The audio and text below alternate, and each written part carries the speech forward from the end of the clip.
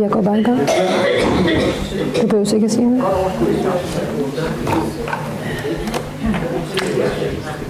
Ja, velkommen til. Kan I klare med jer? Ja, det var ikke derfor, jeg skulle. Jeg håber, jeg skal jo tale lidt om døden og dødens illusion.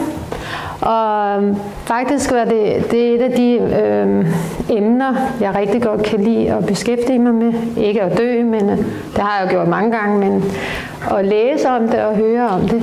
Og det var også noget af det, der gav mig allermest ro i maven, dengang jeg startede med at læse.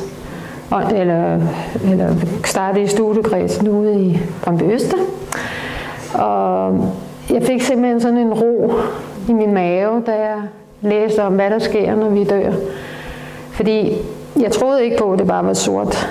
Men, og jeg tænkte også, at det var nok himlen. Sådan var min i hvert fald.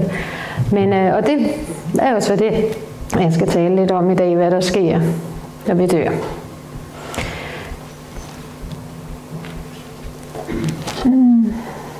Ja. Her har vi det levende væsen 1. Kan I se den her? Ja. Og hvorfor er døden en gåde? Altså for mange mennesker er døden jo en gåde. For de materialistiske mennesker, der tror de bare, at at bevidstheden er væk, og det er bare sort. Religionerne tror på himlen eller helvede. Og så Martinus åndsvidenskab giver så den tredje forståelse, at døden er en illusion, at livet er for evigt. Hvorfor jeg har taget et symbol med, nu har jeg lige skiftet ud. Jeg havde ellers skrevet her, men jeg prøvede at finde et billede, der var lidt bedre. Men det er symbol nummer 90, og det er ikke et af de symboler, Martinus har forklaret udførligt, men det er 2 næsten identiske. Det er bare det levende væsen 1, og her er det, når vi er døde over på den anden side. Her kan vi se, til dem der ikke, jeg ved ikke om alle kender det her symbol, gør I det? Nej. Men symbolet af det levende, det er os som mennesker, for eksempel. Der har vi noget, der hedder X1, X2, X3. X1, det er noget, som er. Det er det, vi er i. Det er jeget. Så er der X2, det er overbevidstheden.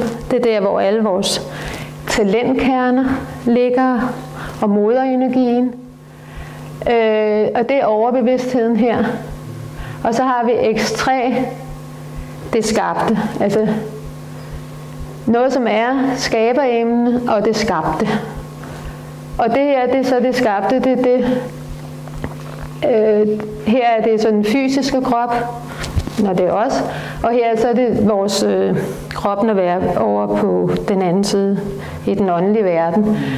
Og det er stråleformet.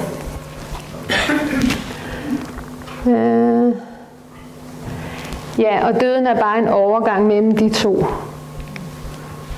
Ja. Var det noget, jeg skulle svare på, eller var det? Du sagde ikke noget? Nej. Her er symbol nummer 11, og det evige verdensbillede, det er levende væsen 2, den evige guddom og de evige gudsønner. Hvorfor var det egentlig, jeg skrev det? Men jeg vil forklare det her, det er, at det her, vi er her, kan I se her, det er en klode, og vi har planteriget, dyreriget, det rigtige menneskeriget, visdomsriget, den guddommelige verden, og salighedsriget, mineralriget kan vi også sige. Når vi dør, så kommer vi over på det åndelige plan. Jeg får forklaringen I lidt senere, men her vil jeg bare lige prøve at forklare dem, der ikke kender så meget til det, at vi går igennem alle rigerne, til vi fødes igen. Og det er faktisk det samme med søvnen. Når vi sover en god nattesøvn, så går vi også igennem alle rigerne igen. Og hvorfor vi ikke kan huske det, er fordi det sidste rige, som er hukommelsesriget, er i vinterhi, eller det er lige før den er latent, så det er derfor, vi ikke kan huske både vores drømme og vores tidligere liv. Normalt ikke. Der er nogle få, der gør det, men det normale er ikke, at vi husker vores tidligere liv. Nogle gange er det også meget godt, at vi ikke husker det, hvis vi ikke har været så søde. Så er det meget rart at ikke at kunne huske det. Ja. Og døden, ja, som jeg sagde her, døden er en søvn, der varer noget længere end en almindelig søvn. Det var det, jeg forklarede før, at det er, at vi går igennem de her ride. Og man kan sige, at søvn er en lille død. At man skal passe lidt på med at sige det til folk, der ikke læser åndsvidenskab, fordi så bliver de bange for at skulle lægge sig til at sove jo. Men hvis vi får en rigtig god søvn, så øver vi os lidt til at få en god død, indtil vi kommer over på den anden side. Og for at få den her gode søvn, der kan man bruge mange ting. Bønnen er en meget vigtig en. Vi siger fader hvor hver, eller Jan gør. Jeg kan den ikke helt endnu. Jeg har min egen lille, jeg har den ikke den hele. Og så kan man beskytte sig selv og bede om hjælp til at falde godt i søvn. Hvis vi har for meget tankemylder og sådan noget, så når vi dør og kommer ind på noget, det er ikke en god død, så skal vi til eller så kommer vi ind og oplever det samme, de samme slags, der tænker på det samme, men det kommer jeg også til. Men jeg har lavet den her solnedgang, for døden er en solnedgang her på det fysiske plan, og så er det en solopgang, når vi kommer over på den anden side. Og døden, det er vores primære bevidsthed. Det vil sige, vi er her af den sekundære bevidsthed. Så det tænker man, det er jo lidt underligt, men da I så det her symbol før, vi er jo ikke så meget på det fysiske plan. Faktisk består det meste af de åndelige riger, så det er den primære. Ja. Nu går jeg lige lidt videre. Og så hvad der sker, når vi dør. Ja. Det er jo det, jeg skulle til at sige, at jeg ikke prøvede det, men det har jeg så rigtig mange gange, men jeg kan ikke huske det så. Men så det er ud fra, hvad Martinus selvfølgelig skriver. Og det er jo en nødvendighed, at vi dør, fordi vores krop bliver brugt. Det allerbedste, der er det, at vi dør af alderdom. Nogle dør så lidt tidligere af sygdomme eller noget. Det er så også nogle gange en nødvendighed i deres karma eller livsforløb. Blandt andet så selvmord, det er så ikke en nødvendighed, skriver Martinus. Det er jo folk, der selv vælger at tage deres liv. Men de vil så opdage, at det ikke er meget bedre, når de kommer over på den anden side. Fordi det mørke sind, når de kommer over på den anden side, det er fuldstændig det samme, indtil man bliver hjælp. Og så kommer skytsenglene.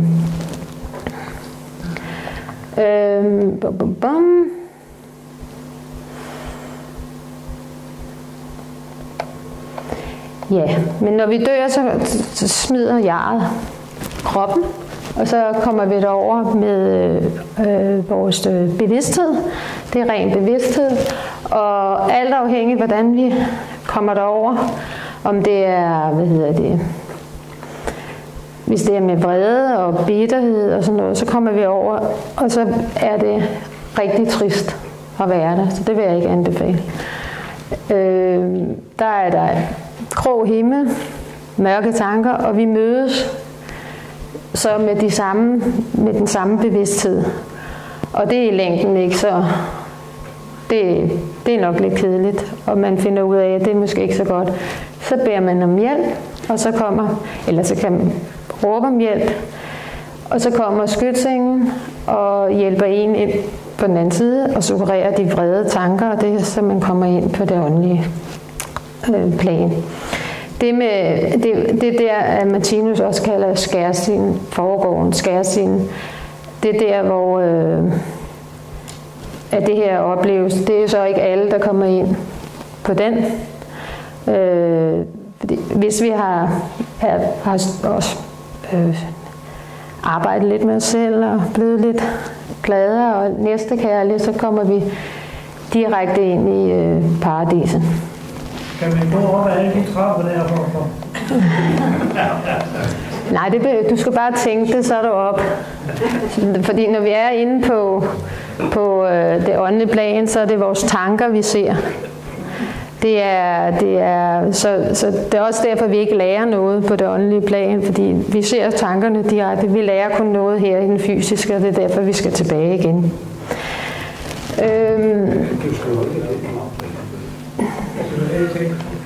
Og det vi kommer til, det er en hovedport, hvor at der er 4 porte inde bag.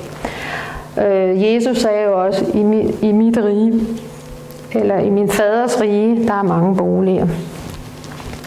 Og det har jeg prøvet at lege lidt med her, med de forskellige porte. Vi har barndom, ungdom, manddom og alderdom. Og når vi kommer ind, så går vi forskellige veje. Og barndommen, der kan jo være mange årsager til, at et barn dør, altså tidligt. Det kan være karmisk, eller det er karmisk, og det kan, det kan have ødelagt sit liv i det tidligere liv, hvor de har nedbrudt deres krop med alkohol eller narkotika eller noget, så kan det være svært at skulle fødes igen i en sund krop. Derfor kan det også, og så kan der selvfølgelig ske ulykker og så videre. Når børnene dør, så de kommer ikke i nogen skærsild eller noget. De har ikke nogen oplevelse af negative ting. Så de kommer direkte over til en fødselshjælper. Ligesom her på det fysiske, der har vi også en fødselshjælp. Jordmoren eller forældrene er der. Det er det samme derovre. Og de skytsengel, der er der, det er folk, der har stor kærlighed til børn, som kan hjælpe dem. Og i deres rige derovre, i fødselsriget, eller det rigtige menneskerige og fødselsriget, det er bare leg og eventyr. Og der får de fortalt eventyr, og det er oplevelser. Det er ikke bare for en bog, det er oplevelser, når eventyrfortælleren fortæller, så sker det. Fordi at det materielle, det lyster tanken, ikke? Så det er meget spændende at være der, kunne jeg forestille mig.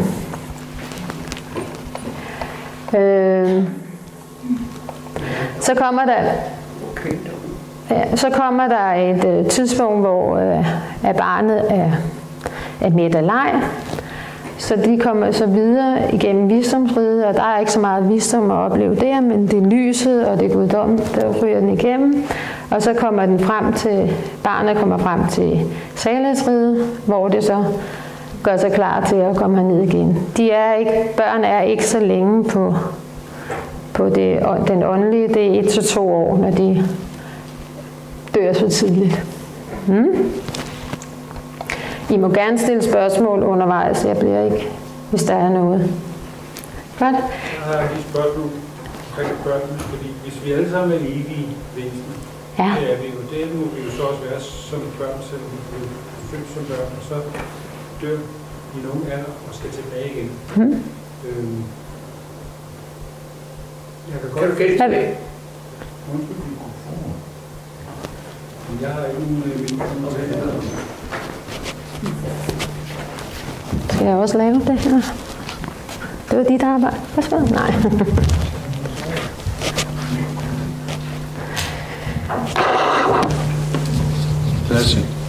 Det var et spørgsmål omkring, når man dør som barn, altså som helt ung, nærmest, måske ikke sådan fra spil, men så lad os sige 2, 3, 4, 5 år sådan noget, og kommer tilbage til den åndelige verden, og så siger du, så er der nogle kærlige sjælser, der tager sig af de her børn, og så ryger de så igennem systemet, og så inkarnerer igen. Det jeg har svært ved at, ligesom, at forstå, det er hvorfor det er svært ved at forstå, det er hvorfor vi har behov for det her man skal sige, tilværelsen i den åndelige verden, som det her unge barn, der lige er død, da det er et gammelt sjæl og gammelt væsen. Det er det, jeg ikke lige kan få på plads i mit hoved. Nej, jeg kan prøve hvad jeg vil sige, men det er jo fordi, at når man er på den åndelige plan, så er det for at lade op. Og det skal børnene også, fordi hvis de er døde af årsag, for eksempel et tidligere liv, eller livet før, at de blev, ikke havde været ordentlige, det er derfor, de dør. Det kan være en af tingene. Så det også handler også om karma. Det handler også om karma for forældrene måske, at barnet skal dø. Det kunne være en ting. Det barnet tænker på. Ja, og så er der en årsag. Jamen det er ophold. Det er selve opholdet efter døden, jeg ikke sådan helt kan få på plads. Jeg kan godt forstå, at det skal være der, men jeg kan ikke forstå, at det er behov for at være der de 5 år. Og så skal de så afsted igen. At de har behov for at være på den åndelige plan som barn, det er det, jeg ikke kan forstå. Det tager et stykke tid at bygge op en ny organisme. Det kan man ikke gøre umiddelbart. Nej. Ja, man skal bygge, ligesom man skal bygge den op. Det tager et stykke tid at bygge op en ny organisme. Det kan man ikke gøre umiddelbart. Det skal knyttes til et nyt forældrepar, eller måske det samme lige fra. Ja. Det forstår jeg også godt. Men det er det, at man er nødt til at være som barn. Det er det, jeg ligesom kan få til at... Det er fordi, de dør som barn. Ja, det har jeg også forstået. Men hvad er det så? Jamen det er, hvorfor vi har behov for at fremtræde som et barn på det åndelige plan i den her korte periode. Nå, men... Det som er gammel væsen. Det er det, jeg ikke lige kan få logikken til at... Jo, men det har ikke något att utveckla bevisstheten på det fysiska planet. Alltså det ska repeteras varje gång. Det skal repeteres hver gang. Det er ikke noget att utveckla den fysiska Så det er repetitionen, det handler om. Ja. De har kun barnebevidsthed på det der plan, når de kommer derop. Man kan ikke høre dig, Jan. Hvad sker der? Okay. De har kun barnebevidsthed på det plan. Det er jo børn. Det er jo børn. Så selvom det er en gammel sjæl, så er det stadigvæk barnebevidsthed, når de dør. Det er derfor, de skal være på det åndelige plan. Og det er jo også, som Ingemar siger, der skal meget til for at komme ned igen. Det har jeg også forstået. Men altså, næste gang det kommer ned, så vokser det nok op og lærer nogle ting. Ja. Det er derfor, de ikke er så lang tid over på det åndelige plan. Fordi de ikke nået at lære og ødelægge, eller så skal de ikke have sådan en lang ferie. Vi kan altså ikke, vi har ikke hele vores bevidsthed, men samtidig vi har forskellige dele av bevidsthed. Og det kan være, altså man lever på vanlig plan, så kan man huske tidligere liv, men man husker måske ikke det nærmest foregående liv, man husker et andet liv. Så det er liksom et isbjerg, vi har en masse ting i bevisstheten og mange ting under overfladen. Jamen, tak. Jeg håber, det gav lidt. Nu kan jeg tænke videre på det. Jeg tænker videre på det. Okay. Ja, men så kommer vi lidt til ungdommen. Der er også forskellige måder. De kommer, altså når de dør, tit er i teenageåren. Er det mig? Eller er det dig, Jan? Det er mig. Okay. Står helt stille. Altså, de kan jo også være, i teenageårene kan de jo også være lidt vrede og oprørsk og sådan noget. Så når de dør, og specielt hvis de dør, eller hvis de dør pludseligt, det vil de ikke, det er mange, altså også manddom og alderdom, måske mere manddom, at hvis man dør pludseligt, så kan man, så kan man ikke forstå det, så tror man faktisk stadigvæk, man er levende. Så man fortsætter lidt med det, man nu laver af arbejde og sådan noget. Og ungdom, hvis nu det er en syg ung, de er mere forberedt. De forbereder sig til døden, hvis det er et længerevarende sygdomsforløb. Men igen kommer skytsånden og hjælper dem, hvis de har vrede tanker, og beder om hjælp, så kommer skytsenglen. Men der er også mange unge mennesker, der har den åndelige viden eller formåen, så de får det lidt lettere ved at komme over i den åndelige verden. Så har vi manddom, og det var det, jeg fortalte også, hvis det er pludseligt, at de dør, eller måske er arbejdsnarkoman, og de pludselig dør, så det forstår de heller ikke. Så de føler nærmest, når de er derovre, at de er invalide, fordi de ikke har deres arbejde. Og alt det er indtil det bliver suggereret væk af skytsenglene. Også måske en morder, eller en mor, der mister livet, er meget bekymret for hendes børn. Og der er det så, at skytsenglen kan hjælpe hende, både med at se børnene, men måske også hun selv bliver skytsengel for sine egne børn over på den anden side.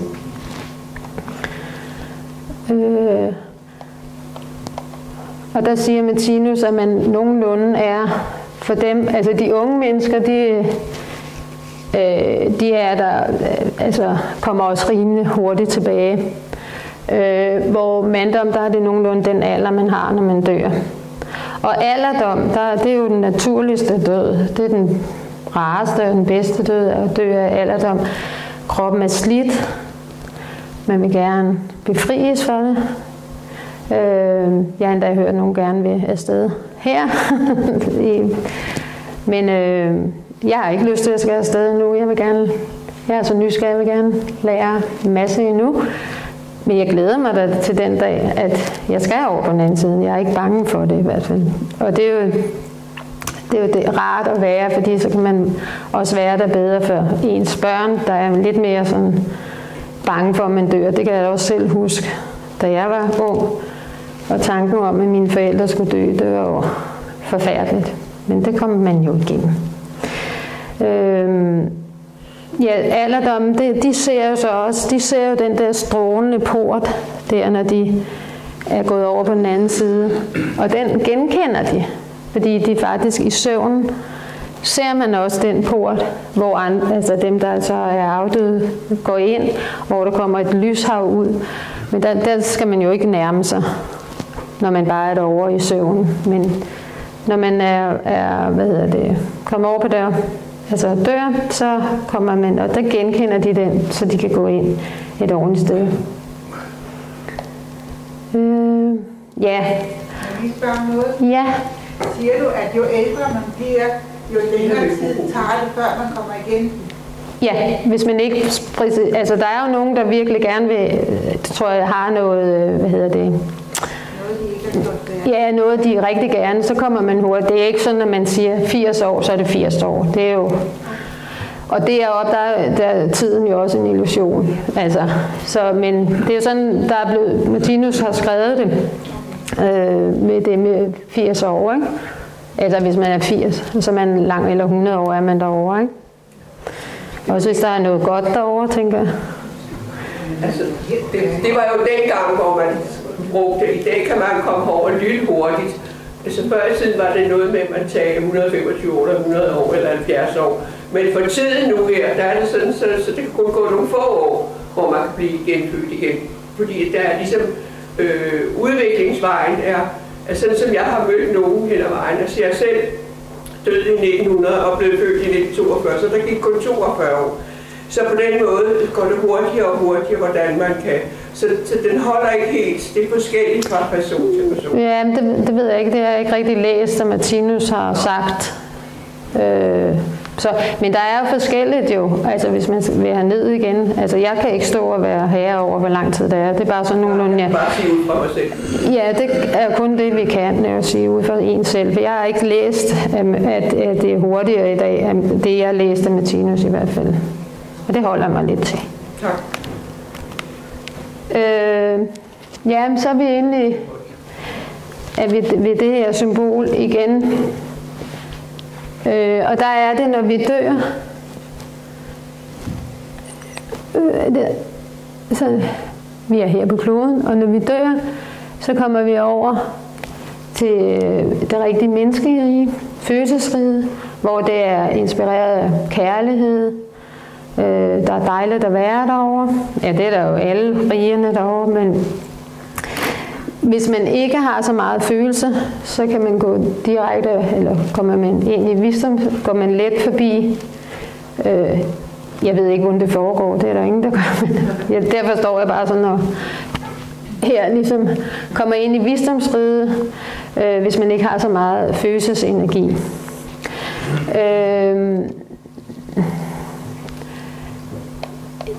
Ja, jeg læser også, at der er jo også i rigerne, der er jo permanent tilværelse. Det er jo i spiralkredsløbet.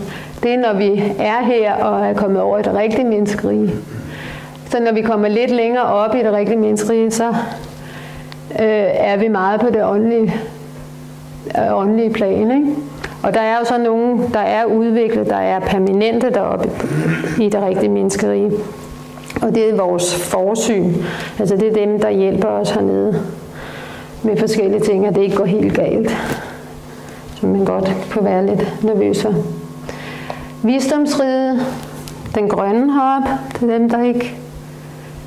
Det er jo de åndelige verdener her. Det visdomsriget, det er den grønne, og det er intelligenten. Der er ikke lige vidst det. Altså, energien i dyreriget, det er tyngdeenergien, og i det rigtige menneskelige rige, det er følelsesenergien, og i visdomsriget, det er intelligensen. Og i den guddommelige verden, der er det intuitionen, og her i salighedsriget, der er det hukommelsen. Og så planteriget, der er det instinktet. Og i visdomsriget, det er den højeste oplevelse af guddommelig skabelse, pragtfuldt og umuligt at fortælle, hvor smukt det er, har Martinus skrevet.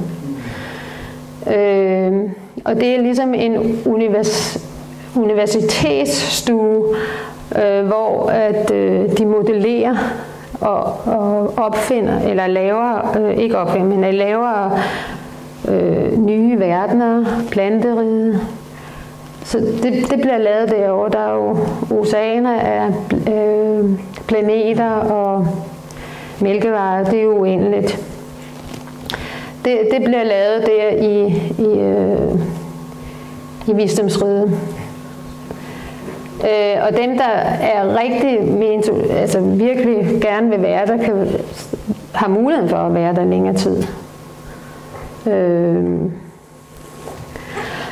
Ja, og det var som, hvis de ikke har den humane evne, går de hurtigt igennem det rigtige mennesker ind i visdomsriget, som jeg sagde før. Det var dem.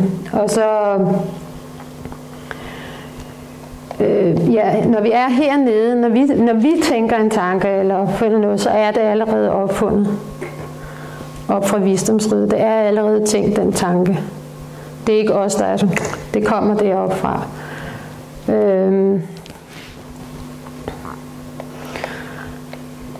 Ja, så er det, vi skal lære, altså det her på jorden, vi skal lære, og det er i hvert fald en god idé at lære at tænke logisk, fordi når vi også er derovre, så er det lidt mere spændende.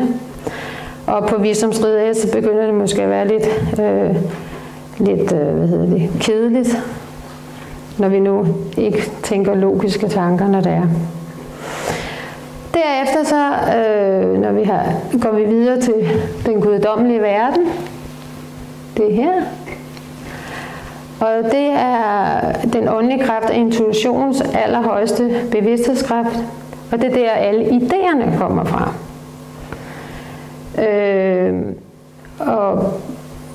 Og der er det idéer om planlægning med kommende kloders befolkning. Og der kan man huske 2 til 3 liv tilbage. Altså når man er død, ikke? Der. Og det er intuitionen. Og der er det, jeg mener det var der, at, hvad var det nu?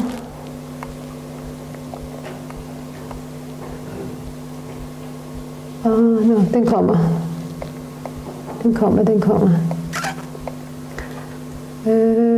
Jo, det var rigtig godt. Op for den guddommelige verden, det var der, at Martinus fik sin kosmiske analyse. Han havde jo fuld intuition, og det kom ned Altså livets bog kommer ned, hele bogen på en gang. Gjorde det. Og så skulle han lige få det skrevet ned til os, så vi kunne forstå det. Det var nok lidt sværere, tænker jeg. Derefter, når man har fået nok af det, og opbrugt den kraft og taber bevidstheden, så kommer vi ind i erindringernes bønlige længde. Det her, det er mineralhukommelses. Der går vi ind i os selv og erindrer. Der er ikke noget ud, det er inde i os selv. Man er lukket af for nyd og verden, og der oplever man guddoms egen bevidsthed, og man er salig. Man er den guddom i ens egen lille tilværelse. Og når de så er modnes der, så er de klar til at komme ned igen.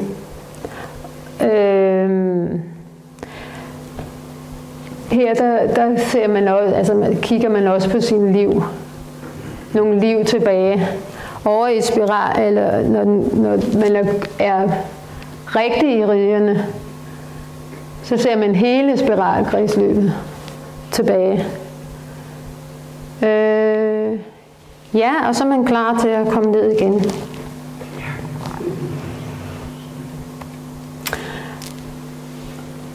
Og har lidt om reinkarnation, og altså vi fødes igen og igen. Og det her, det er symbolet hedder syndernes forladelse, men jeg vil bare altså det med også med karma, og altså hvis man for eksempel her slår en ihjel, så dør man i samme liv. Her er det fortiden, og det her er fremtiden, og den og det er karma, vi taler om her. Og karma er jo ikke en straf, det er noget, vi får. Og det kan ske, her er det samme liv, her er det livet efter. Eller livet. Det er derfor nogle gange, at man kan undre sig om nogle rigtig gode mennesker, der ikke gør nogen fortræd nu, kommer virkelig ud for nogle forfærdelige ting. Men det kan være karma for tidligere liv. Og den her, det er, hvor det bliver opløst. Karmaen. For eksempel, jeg har brugt meget, når jeg har holdt,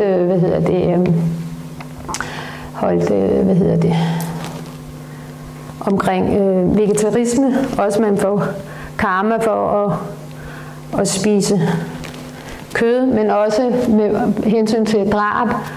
At herhenne, altså hvis nu man har begået rigtig mange drab i et liv, så har man jo noget til gode, men så når vi er her i det her liv, og vi ikke nænner det mere, så kan det opløses. Og det er det, syndernes forladelse handler om. Det er for at opløse sin karma. Og det er jo en god ting, tænker jeg. Så. Må jeg godt spørge? Ja. De hvide felter. Ja, men det er også karma. Men det du ikke bare gentage? De hvide... Ja. De her hvide, ja, men det er også karma, men det er karma på det åndelige plan, men det er ikke dårlig karma, det er kun godt karma. Okay. Det er ikke noget, fordi vi har ikke noget af det her dyrerigs karma på det åndelige plan. Og vi lærer heller ikke noget. Hvorfor vi får karma, det er for at lære. Og det skal vi ikke på det åndelige plan, der lærer vi ikke. Vi lærer, når vi er hernede. På det fysiske. Det er derfor, vi er her. For at lære at blive bedre menneske, mere kærlig. Og det er ligesom, man kan forklare et barn med cykler, og det falder, ikke? Lige pludselig kan man. Og det er det samme med karma. Man falder, pludselig opdager man, og så kan man noget, ikke? Det kan være sådan, ikke? Var det nok svar? Ja. Godt.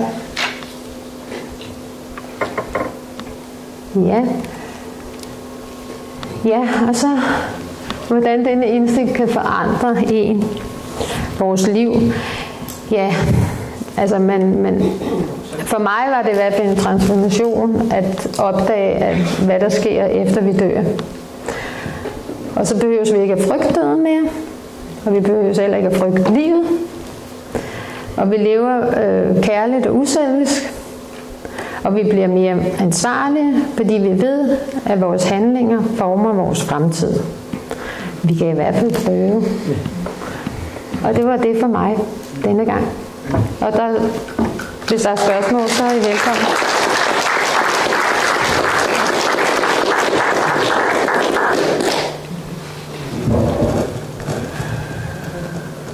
Og det er Jante. Ingen spørgsmål? Det er fint. Jeg tror også, man er lidt træt. Så vil jeg befri jer, og så er der snart aftensmad.